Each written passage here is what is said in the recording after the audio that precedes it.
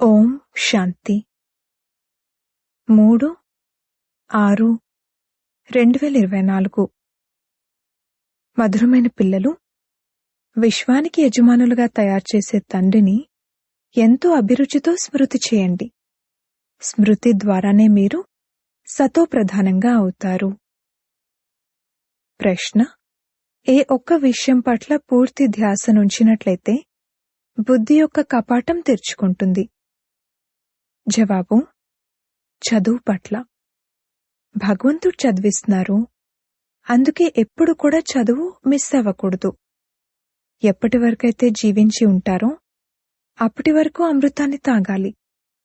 చదువుపై attention పెట్టాలి. Absent అవ్వకూడదు. ఇక్కడ్నుండి అక్కడ్నుండి వెతుక్కునైనా సరే మురళిని తప్పకుండా చదవాలి. మురళిలో రోజూ కొత్త కొత్త పాయింట్లు వెలువడుతూ ఉంటాయి. వాటి ద్వారా మీ కపాటం తెరుచుకుంటుంది. ఓం శాంతి. శివ భగవాన్ వాచ సాలిగ్రామాల కోసం. ఈ విధంగానైతే మొత్తం కల్పమంతటిలోనూ ఒక్కసారి మాత్రమే జరుగుతుంది. ఇది కూడా మీకే తెలుసు, ఇంకెవరూ తెలుసుకోలేరు. మనుషులకు ఈ రచయిత మరియు రచన యొక్క ఆది మధ్యాంతాల గురించి ఏమాత్రమూ తెలియదు.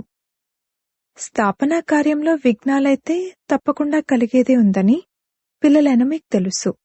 దీనిని జ్ఞానయజ్ఞం అంటారు. ఈ పాత ప్రపంచంలో మీరేదైతే చూస్తున్నారో అదంతా స్వాహ అయిపోనున్నదని తండ్రి అర్థం చేయిస్తారు. అందుకే దానిపై ఇక మమకారాన్ని పెట్టుకోకూడదు. తండ్రి వచ్చి కొత్త ప్రపంచం కోసం చదివిస్తారు. ఇది పురుషోత్తమ సంగం యుగం. ఇది వికారి మరియు నిర్వికారి ప్రపంచం యొక్క సంగమం. ఇప్పుడు పరివర్తన జరగనున్నది. కొత్త ప్రపంచాన్ని నిర్వికారి ప్రపంచం అంటారు. అక్కడ ఆది సనాతన దేవీదేవత ధర్మమే ఉండేది. ఈ పాయింట్లు అర్థం చేసుకోవాల్సినవని పిల్లలైనా మీకు తెలుసు. తండ్రి రాత్రింబవళ్లూ చెప్తూ ఉంటారు, పిల్లలు, మీకు గుహ్యాతి గుహ్యమైన విషయాలను వినిపిస్తాను. ఎప్పటి వరకైతే తండ్రి ఉంటారో అప్పటి వరకు చదువు కొనసాగాల్సిందే. ఇక ఆ తర్వాత చదువు కూడా ఆగిపోతుంది. ఈ విషయాలు మీకు తప్పింకెవరికీ తెలియవు. మీలో కూడా నంబర్వారుగా ఉన్నారు. అది బాప్దాదాకే తెలుసు. ఎంతమంది పడిపోతారు, ఎంత కష్టం కలుగుతుంది. అందరూ సదా పవిత్రంగా ఉండగలరని కాదు. పవిత్రంగా ఉండకపోతే ఇక శిక్షలు అనుభవించవలసి ఉంటుంది. మాలలోని మణులే పాస్ విత్ ఆనర్లుగా అవుతారు. ఆ తర్వాత ప్రజలు కూడా తయారవుతారు. ఇవి ఎంతగానో అర్థం చేసుకోవాల్సిన విషయాలు. మీరు ఎవరికైనా అర్థం చేయించినా సరే వారు అర్థం చేసుకోగలరా? దానికోసం సమయం పడుతుంది. అది కూడా ఎంతగానైతే తండ్రి అర్థం చేయించగలరో అంతగా మీరు అర్థం చేయించలేరు. ఫలానా వారు వికారాల్లో పడిపోయారు, ఇది జరిగింది అని రిపోర్ట్లు మొదలైనవేవైతే వస్తాయో వాటి గురించి తండ్రికే తెలుసు. వారి పేర్లైతే చెప్పరు. పేర్లు చెప్పినట్లయితే ఇక వారితో మాట్లాడడానికి కూడా ఎవరూ ఇష్టపడరు. అందరూ వారిని ద్వేష దృష్టితో చూస్తారు. వారు అందరి హృదయం నుండి దిగిపోతారు. చేసుకున్న సంపాదనంతా నష్టమైపోతుంది. ఈ విషయం గురించి ఎవరైతే దెబ్బతిన్నారో వారికే తెలుస్తుంది మరియు తండ్రికే తెలుస్తుంది. ఇవి చాలా గుప్తమైన విషయాలు. మీరంటారు, ఫలానా వారిని కలిశాము, వారికి చాలా బాగా అర్థం చేయించాము, వారు సేవలో సహాయం చేయగలరు అని. కాని వారు కూడా సమ్ముఖంలోకి వచ్చినప్పుడే అది సాధ్యం కదా. ఉదాహరణకు, గవర్నర్కు మీరు మంచి రీతిలో అర్థం చేయించినా వారేమైనా ఇతరులకు అర్థం చేయించగలరా? ఒకవేళ ఎవరికైనా అర్థం చేయించినా వాళ్ళు అంగీకరించరు. ఎవరైతే అర్థం చేసుకునేదుంటుందో వారే అర్థం చేసుకుంటారు. ఇతరులకు అర్థం చేయించలేరు. ఇది ముళ్ళ అడవి అని, దీన్ని మనం మంగళంగా తయారు చేస్తామని పిల్లలైన మీరు అర్థం చేయిస్తారు. మంగళం భగవాన్ విష్ణు అని అంటారు కదా. ఈ శ్లోకాలు మొదలైనవన్నీ భక్తి మార్గానికి చెందినవి. ఎప్పుడైతే విష్ణు యొక్క రాజ్యం ఉంటుందో అప్పుడే మంగళంగా ఉంటుంది. విష్ణు అవతరణ కూడా చూపిస్తారు. బాబా అయితే అంతా చూశారు. వారు అనుభవజ్ఞులు కదా. వారికి అన్ని ధర్మాల వారి గురించి బాగా తెలుసు. తండ్రి ఎవరి తనువులోకైతే వస్తారో వారికి పర్సనాలిటీ కూడా ఉండాలి కదా. అందుకే తండ్రి అంటారు, వీరి అనేక జన్మల అంతిమంలో ఎప్పుడైతే వీరు ఇక్కడ పెద్ద అనుభవజ్ఞునిగా అవుతారో అప్పుడు నేను వీరిలోకి ప్రవేశిస్తాను. వీరు కూడా సాధారణమైన వారు. పర్సనాలిటీ అనగా వారు రాజు లేక రాజవంశానికి చెందినవారు అనేమీ కాదు. అలా కాదు. వీరికైతే ఎంతో అనుభవం ఉంది. వీరి రథంలోకి అనేక జన్మల అంతిమంలో వస్తాను. ఇక్కడ రాజధాని స్థాపన అవుతుందని, మాల తయారవుతుందని మీరు అర్థం చేయించాల్సి ఉంటుంది. ఈ రాజధాని ఎలా స్థాపన అవుతూ ఉంది, కొందరు రాజురాణిగా అవుతారు, మరికొందరు ఇంకేదో అవుతారు. ఈ విషయాలన్నింటినీ ఒకే రోజులోనైతే ఎవరూ అర్థం చేసుకోలేరు. అనంతమైన తండ్రే అనంతమైన వారసత్వాన్ని ఇస్తారు. భగవంతుడొచ్చి అర్థం చేయిస్తారు. అయినా కాని కష్టం మీద కొద్దిమందే పవిత్రంగా అవుతారు. ఇది అర్థం చేసుకోవడానికి కూడా సమయం కావాలి. ఎన్ని శిక్షలు అనుభవిస్తారు? శిక్షలు అనుభవించి కూడా ప్రజలుగా అవుతారు. తండ్రి అర్థం చేయిస్తారు, పిల్లలు మీరు చాలా చాలా మధురంగా కూడా అవ్వాలి. ఎవ్వరికీ దుఃఖాన్ని ఇవ్వకూడదు. తండ్రి వచ్చిందే అందరికీ సుఖం యొక్క దారిని తెలియచేయడానికి, దుఃఖం నుండి విడిపించడానికి. మరి అటువంటప్పుడు స్వయం ఇతరులకు దుఃఖాన్ని ఎలా ఇస్తారు? ఈ విషయాలన్నింటి గురించి పిల్లలైనా మీకే తెలుసు. బయటివారు అతి కష్టం మీద అర్థం చేసుకుంటారు. సంబంధికులు మొదలైన వారెవరైతే ఉన్నారో వారందరి నుండి మమకారాన్ని తొలగించాలి. ఇంట్లో ఉండాలి, కాని నిమిత్తమాత్రంగా ఉండాలి. ఈ మొత్తం ప్రపంచమంతా అంతమవ్వనున్నదని బుద్ధిలో ఉంది. కాని ఈ ఆలోచన కూడా ఎవరికీ ఉండదు. అనన్యులైన పిల్లలెవరైతే ఉన్నారో వారు అర్థం చేసుకుంటారు. వారు కూడా ఇప్పుడు నేర్చుకునే పురుషార్థాన్ని చేస్తూ ఉంటారు. చాలామంది ఫెయిల్ కూడా అవుతారు. మాయ యొక్క పన్నాగాలు ఎంతగానో నడుస్తాయి. అది కూడా ఎంతో శక్తివంతమైనది. కాని ఈ విషయాలను ఇతరులెవరికీ అర్థం చేయించలేరు. ఇక్కడేం జరుగుతుంది, ఇన్ని రిపోర్ట్లు మొదలైనవి ఎందుకు వస్తున్నాయి అన్నది తెలుసుకోవడానికి మీ వద్దకు వస్తారు. ఇప్పుడు వాళ్ళంతా ట్రాన్స్ఫర్ అవుతూ ఉంటారు కావున మళ్లీ ఒక్కొక్కరికి కూర్చుని అర్థం చేయించాల్సి ఉంటుంది. అర్థం చేయించిన తర్వాత ఇదైతే చాలా మంచి సంస్థ అని అంటారు. రాజధాని యొక్క స్థాపన విషయాలు చాలా గుహ్యమైనవి మరియు గూఢమైనవి. అనంతమైన తండ్రి పిల్లలకు లభించారు కావున ఎంత హర్షితంగా ఉండాలి. మనం విశ్వాధిపతులుగా దేవతలుగా అవుతాం కావున మనలో దైవీ గుణాలు కూడా తప్పకుండా ఉండాలి. లక్ష్యం ఉద్దేశమైతే ఎదురుగా నిలబడి ఉంది. వీరు కొత్త ప్రపంచానికి యజమానులు. ఈ విషయాలను మీరే అర్థం చేసుకుంటారు. మనం చదువుకుంటాము. జ్ఞానసాగరుడైన అనంతమైన తండ్రి మనల్ని చదివిస్తారు.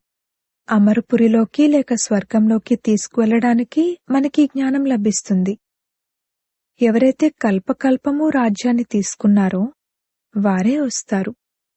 కల్పపూర్వం వలె మనం మన రాజధానిని స్థాపన చేసుకుంటున్నాము. ఈ మాల నంబర్ వారుగా తయారవుతుంది. ఏ విధంగానైతే స్కూల్లో కూడా ఎవరైతే బాగా చదువుకుంటారో వారికి స్కాలర్షిప్ లభిస్తుంది కదా. అవి హద్దులోని విషయాలు. మీకు అనంతమైన విషయాలు లభిస్తాయి. మీరెవరైతే తండ్రికి సహాయకులుగా అవుతారో వారే ఉన్నత పదవిని పొందుతారు. వాస్తవానికైతే మీకు మీరే సహాయం చేసుకోవాలి. పవిత్రంగా అవ్వాలి. మీరే సతోప్రధానంగా ఉండేవారు. మళ్లీ తప్పకుండా అలా అవ్వాలి. తండ్రిని స్మృతి చేయాలి. లేస్తూ, కూర్చుంటూ, నడుస్తూ తండ్రిని స్మృతి చేయొచ్చు. ఏ తండ్రి అయితే మనల్ని విశ్వానికి యజమానులుగా తయారు చేస్తారో వారిని ఎంతో అభిరుచితో స్మృతి చేయాలి. కాని మాయ విడిచిపెట్టదు. బాబా, మాకు మాయా వికల్పాలు ఎంతగానో వస్తున్నాయి అని అనేక విధాలుగా రకరకాల రిపోర్ట్లు రాస్తారు. తండ్రి అంటారు, ఇది యుద్ధ మైదానం కదా, పంచవికారాలపై విజయాన్ని పొందాలి. తండ్రిని స్మృతి చేయడం ద్వారా మేం సతోప్రధానంగా అవుతాము అని మీరు కూడా భావిస్తారు. తండ్రి వచ్చి అర్థం చేయిస్తారు. భక్తి మార్గం వారెవరికీ తెలియదు. ఇది చదువు. తండ్రి అంటారు, మీరు పావనంగా ఎలా అవుతారు? మీరు పావనంగా ఉండేవారు మళ్ళీ అలా తయారవ్వాలి. దేవతలు పావనంగా ఉంటారు కదా. విద్యార్థులమైన మనం చదువుకుంటున్నామని పిల్లలకు తెలుసు. భవిష్యత్తులో మళ్ళీ సూర్యవంశీ రాజ్యంలోకి వస్తాము. దానికోసం పురుషార్థం కూడా మంచి రీతిలో చేయాలి. అంతా మార్కులపైనే ఆధారపడి ఉంది. యుద్ధ మైదానంలో ఫెయిల్ అవ్వడం వలన చంద్రవంశంలోకి వెళ్లిపోతారు. వారేమో యుద్ధం అన్న మాటను విని విల్లు, బాణాలు మొదలైన వాటిని చూపించారు. విల్లు, బాణాలు మొదలైనవి ఉపయోగించడానికి అక్కడేమైనా బాహుబల యుద్ధం జరిగిందా? అటువంటి విషయమేదీ లేదు. ఇంతకు ముందు బాణాలతో యుద్ధాలు జరిగేవి. ఈ సమయం వరకు కూడా వాటి గుర్తులున్నాయి. కొందరు బాణాలు వేయడంలో చాలా చురుగ్గా ఉంటారు. ఇప్పుడు ఈ జ్ఞానంలో యుద్ధం మొదలైన వాటి విషయమేదీ లేదు. శివబాబాయే జ్ఞానసాగరుడని, వారి ద్వారా మనం ఈ పదవిని పొందుతామని మీకు తెలుసు. ఇప్పుడు తండ్రి అంటారు, దేహ సహితంగా దేహపు సర్వ సంబంధాల నుండి మమకారాన్ని తొలగించివేయాలి. ఇవన్నీ పాతవి. కొత్త ప్రపంచం స్వర్ణిమయుగమైన భారత్. ఆ పేరు ఎంత ప్రసిద్ధంగా ఉండేది. ప్రాచీన యుగాన్ని ఎప్పుడు మరియు ఎవరు నేర్పించారు? ఇదెవ్వరికీ తెలీదు. ఎప్పటివరకైతే వారు స్వయమే వచ్చి అర్థం చేయించారో అప్పటి వరకు ఎవ్వరికీ తెలీదు. ఇది కొత్త విషయం. కల్పకల్పము ఏదైతే జరుగుతూ వచ్చిందో అదే మళ్లీ రిపీట్ అవుతుంది. అందులో తేడా ఏమీ ఉండదు. తండ్రి అంటారు, ఇప్పుడు ఈ అంతిమ జన్మలో పవిత్రంగా ఉన్నట్లయితే ఇక మళ్లీ 21 జన్మలు మీరెప్పుడూ అపవిత్రంగా అవ్వరు. తండ్రి ఎంత మంచి రీతిలో అర్థం చేయిస్తారు. అయినా కాని అందరూ ఒకే విధంగా చదువుకుంటారా? రాత్రికి పగలుకు ఉన్నంత తేడా ఉంటుంది. రావడం చదువుకోవడానికే వస్తారు. మళ్లీ కొద్దిగా చదువుకుని మాయమైపోతారు. ఎవరైతే మంచి రీతిలో అర్థం చేసుకుంటారో వారు తాము ఎలా వచ్చారు, మళ్లీ ఏ విధంగా పవిత్రత యొక్క ప్రతిజ్ఞ చేశారు అని తమ అనుభవాన్ని వినిపిస్తారు. తండ్రి అంటారు, పవిత్రత యొక్క ప్రతిజ్ఞ చేసిన తర్వాత మళ్లీ ఒక్కసారైనా కూడా పతితులుగా అయినట్లయితే చేసుకున్న సంపాదనంతా నష్టమైపోతుంది. ఆ తర్వాత అది లోపల తింటూ ఉంటుంది. ఇకప్పుడు తండ్రిని స్మృతి చేయండి అని ఇంకెవ్వరికీ చెప్పలేరు కూడా. ముఖ్యంగానైతే వికారాల గురించి అడుగుతారు. పిల్లలైన మీరు ఈ చదువును రెగ్యులర్గా క్రమం తప్పకుండా చదువుకోవాలి. తండ్రి అంటారు, నేను మీకు కొత్త కొత్త విషయాలను వినిపిస్తాను. మీరు విద్యార్థులు. మిమ్మల్ని భగవంతుడు చదివిస్తారు. మీరు భగవంతుని విద్యార్థులు. ఇటువంటి ఉన్నతోన్నతమైన చదువునైతే ఒక్కరోజు కూడా మిస్ చేయకూడదు. ఒక్కరోజు మురళి వినకపోయినా సరే యాబ్సెంట్ పడిపోతుంది. మంచి మంచి మహారథులు కూడా మురళిని మిస్ చేసేస్తారు. మాకైతే అన్నీ తెలుసు కదా, కావున మురళి చదవకపోతే ఏమవుతుంది అని వారు భావిస్తారు. అరే, యాబ్సెంట్ పడిపోతుంది, ఫెయిల్ అయిపోతారు. తండ్రి స్వయం అంటున్నారు, నేను రోజూ ఎటువంటి మంచి మంచి పాయింట్లు వినిపిస్తానంటే అవి ఇతరులకు అర్థం చేయించడానికి మీకు సమయానికి ఎంతగానో ఉపయోగపడతాయి. వాటిని వినకపోతే ఇక అవి ఎలా ఉపయోగిస్తారు? ఎప్పటివరకైతే జీవించి ఉంటారో అప్పటి వరకు అమృతాన్ని తాగాలి, శిక్షణలను ధారణ చేయాలి. యాబ్సెంట్ అయితే ఎప్పుడూ అవ్వకూడదు. ఇక్కడ్నుండి అక్కడ్నుండి వెతుక్కునైనా సరే, ఎవరి నుండైనా తీసుకునైనా సరే మురళిని చదవాలి. స్వయం విషయంలో అహంకారం ఉండకూడదు. అరే, భగవంతుడైన తండ్రి చదివిస్తున్నారు కావున ఇక్కడ ఒక్క రోజు కూడా మిస్ చేయకూడదు. ఎటువంటి పాయింట్లు వెలువడతాయంటే వాటి వలన మీదైనా లేక ఇంకెవరిదైనా బుద్ధి యొక్క కపాటం తెరుచుకోగలదు. ఆత్మేమిటి, పరమాత్మెవరు, పాత్ర ఎలా కొనసాగుతుంది, ఇవి అర్థం చేసుకోవడానికి సమయం కావాలి. చివర్లో కేవలం స్వయాన్ని ఆత్మగా భావిస్తూ తండ్రిని స్మృతి చేయాలి అన్నదే గుర్తుంటుంది. కాని ప్రస్తుతం ఇది అర్థం చేయించాల్సి ఉంటుంది. తండ్రిని స్మృతి చేస్తూ వెళ్ళిపోవాలి. చివర్లో కేవలం ఇదే అవస్థ ఉంటుంది. స్మృతి ద్వారానే మీరు పవిత్రంగా అవుతారు. అలా మీరు ఎంతవరకు అయ్యారు అన్నది మీరు అర్థం చేసుకోగలరు. అపవిత్రంగా ఉన్నవారికి బలం కూడా తప్పకుండా తక్కువగా లభిస్తుంది. పాస్ విత్ ఆనర్లుగా అయ్యేవారు ముఖ్యంగా 8 రత్నాలే ఉంటారు. వారు ఎటువంటి శిక్షలు అనుభవించరు. ఇవి చాలా సూక్ష్మమైన విషయాలు. ఇది ఎంత ఉన్నతమైన చదువు! మేం దేవతలుగా అవ్వగలము అన్నది స్వప్నంలో కూడా ఉండదు. తండ్రిని స్మృతి చేయడం ద్వారానే మీరు పదమా భాగ్యశాలురుగా అవుతారు. దీని ముందైతే ఆ వ్యాపారాలు మొదలైనవి ఎందుకు పనికిరావు. ఏదీ ఉపయోగపడేది లేదు. అయినా కాని అవి చేయాల్సైతే వస్తుంది. మేము శివబాబాకిస్తున్నాము అన్న ఆలోచన కూడా ఎప్పుడూ రాకూడదు. అరే, మీరు పదం పతులుగా అవుతారు. ఇస్తున్నాము అన్న ఆలోచన వచ్చినట్లయితే శక్తి తగ్గిపోతుంది. మనుషులు తీసుకోవడం కోసమని ఈశ్వరార్థం దానపుణ్యాలు చేస్తారు కావున అది ఇవ్వడమెలా అవుతుంది? భగవంతుడైతే దాత కదా, వారు మరుసటి జన్మలో ఎంతగా ఇస్తారు? ఇది కూడా డ్రామాలో నిశ్చితమై ఉంది. భక్తి మార్గంలో అల్పకాలికమైన సుఖం ఉంది. మీరు అనంతమైన తండ్రి నుండి అనంతమైన సుఖపు వారసత్వాన్ని పొందుతారు. అచ్చా, మధురాతి మధురమైన సిక్కిలదే పిల్లలకు మాతాపిత బాప్దాదాల ప్రియ స్మృతులు మరియు గుడ్ మార్నింగ్. ఆత్మిక పిల్లలకు ఆత్మిక తండ్రి నమస్తే. ధారణ కొరకు ముఖ్య సారము. మొదటి పాయింట్, ఎప్పటి వరకైతే జీవించి ఉంటారో అప్పటి వరకు అమృతాన్ని తాగాలి, శిక్షణలను ధారణ చేయాలి. భగవంతుడు చదివిస్తున్నారు, అందుకే ఒక్క రోజు కూడా మురళిని మిస్ చేయకూడదు. రెండవ పాయింట్, పదమాల రెట్ల సంపాదన జమ చేసుకోవడానికి నిమిత్తమాత్రంగా ఇంట్లో ఉంటూ కార్యవ్యవహారాలు చేసుకుంటూ ఒక్క తండ్రి స్మృతిలోనే ఉండాలి. వరదానము, ప్రసన్నత యొక్క ఆత్మిక పర్సనాలిటీ ద్వారా సర్వులను అధికారులుగా తయారు చేసే గాయన మరియు పూజన యోగ్య భవ. ఎవరైతే సర్వుల సంతుష్టత సర్టిఫికెట్ను తీసుకుంటారో వారు సదా ప్రసన్నంగా ఉంటారు.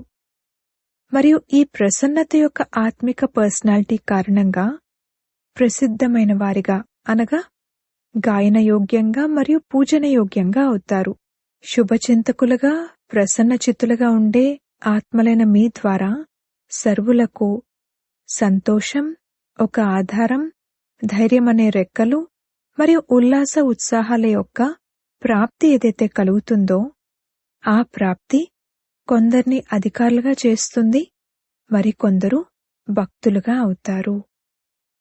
స్లోగన్: తండ్రి నుండి వరదానాన్ని ప్రాప్తి చేసుకునేందుకు సహజ సాధనం హృదయపూర్వకమైన స్నేహం. ఓం శాంతి.